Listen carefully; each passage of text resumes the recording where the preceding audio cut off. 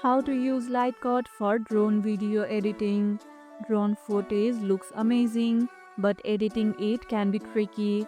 Lightcut makes it easier, and let's see how to do it. First, open your drone clips in Lightcut, then tap Stabilize if needed to smooth shaky shots. Use adjustments for brightness, contrast, and saturation to enhance aerial views.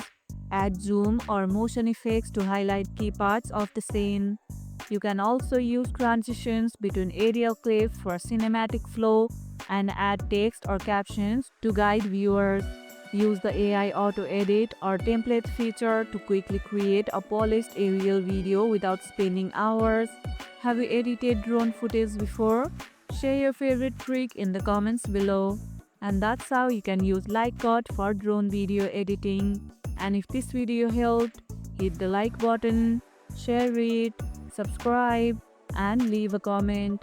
Thanks for watching, and I'll see you in the next one.